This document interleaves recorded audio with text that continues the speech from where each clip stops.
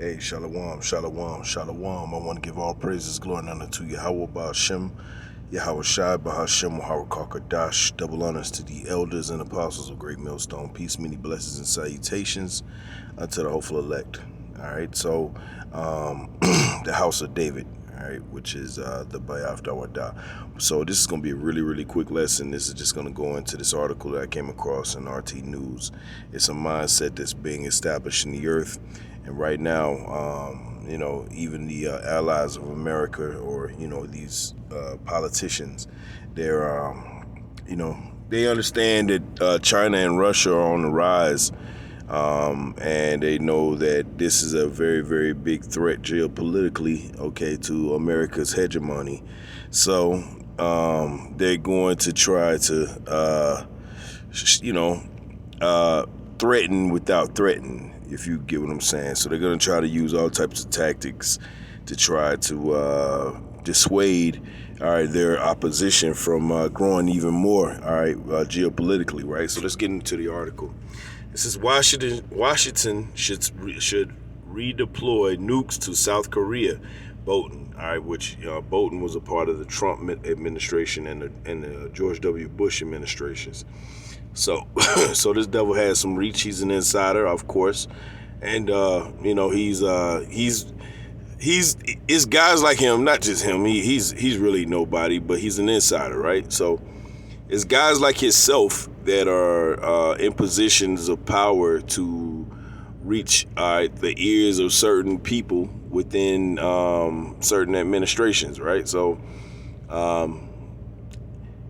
this mindset is a lot more prevalent than you think it is. That's what I'm trying to say. All right. It says the United States housed nuclear weapons in the East Asian nation between 1958 and 1991. Wow. Former National Security Advisor John Bolton has called for the U.S. to redeploy nuclear weapons to South Korea, a move which he said would help protect the security of Washington's key Asian ally. It says having tactical, and it's also a threat to China, because China's right there. Having tactical nuclear weapons back on the peninsula would be clear evidence of our resolve and determination to deter North Korea. Now, they'll say North Korea, but who's the biggest ally to North Korea? China. They're all Moabites, but their whole if you're threatening North Korea by proxy, right? Because that's a proxy war in itself. The Ukrainian and the Russian war, Ukraine is being used as a proxy for the United States. In this case, on the Asian peninsula, all right, you have America, okay, siding with both South Korea and Japan against North Korea and China. Okay, so if you put nuclear weapons on that peninsula, that is a direct threat to China, right? So that goes into Matthew 24:6. Here you should hear wars and rumors of wars, right? And this is yet another rumor. It says having tactical nuclear weapons back on the peninsula would be a clear evidence of our resolve and determination to deter North Korea, Bolton told Reuters on the sidelines of a forum at the Asan Institute for Policy Studies in Seoul on Tuesday.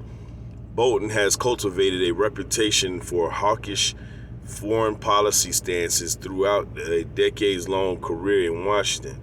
Bolton's comments came, and he ain't the only one. He ain't the only one that feel that way.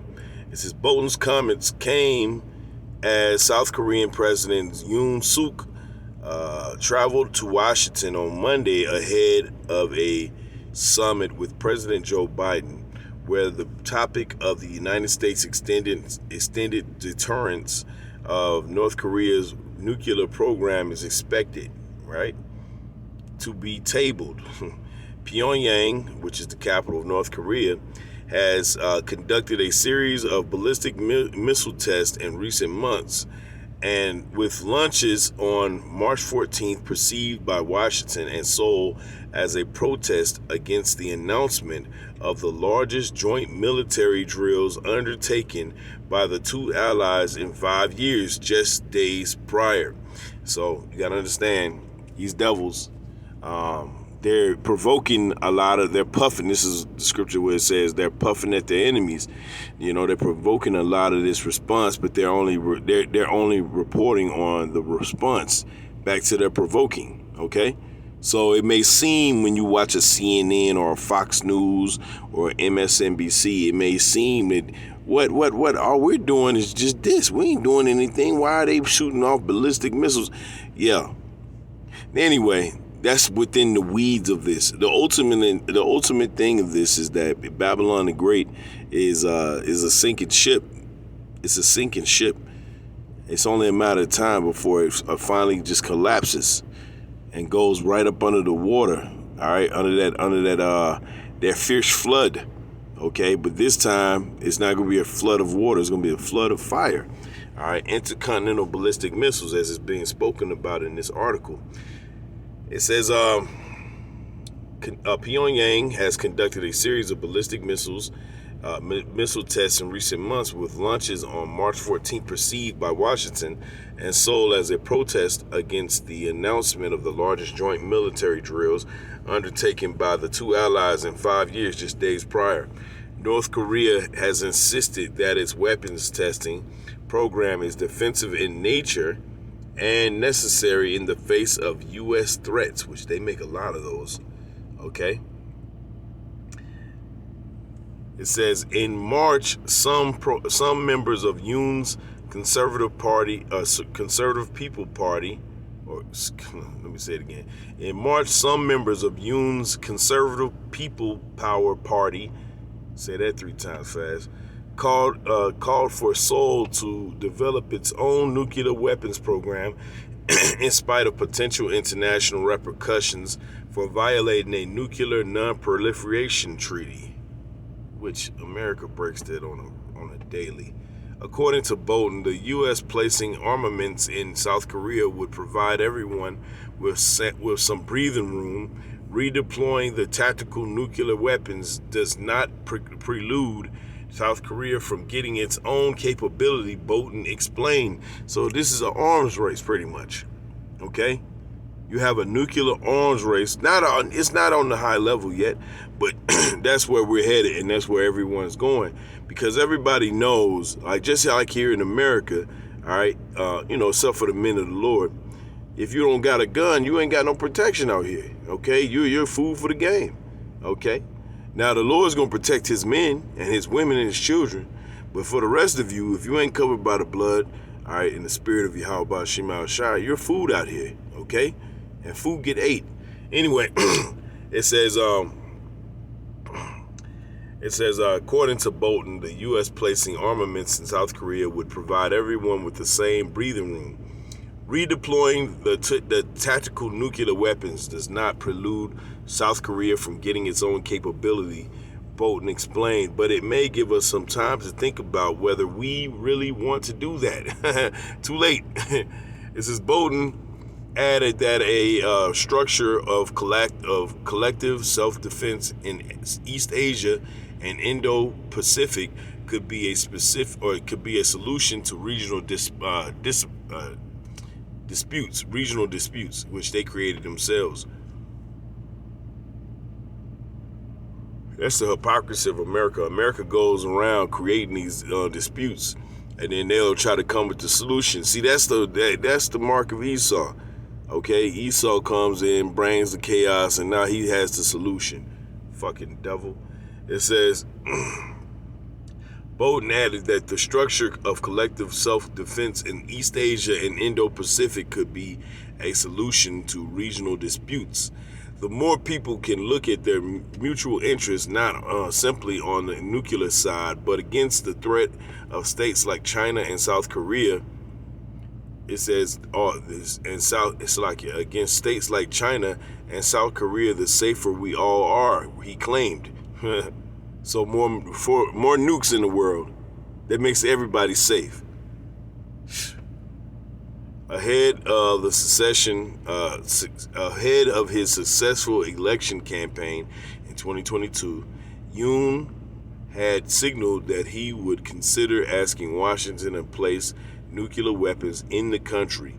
He has since distanced himself from those remarks, while his defense minister, Lee Jong-sup, has said that no such plans are in place. Pyongyang, which is the capital of North Korea, meanwhile, has condemned the irresponsible actions of the United States and South Korea, which its foreign ministry said last month was increasing the risk of nuclear war on the Korean Peninsula. The U.S. stationed nuclear weapons in South Korea in 1958, but withdrew them in 1991. So, with all this being said, you already see that war is being provoked.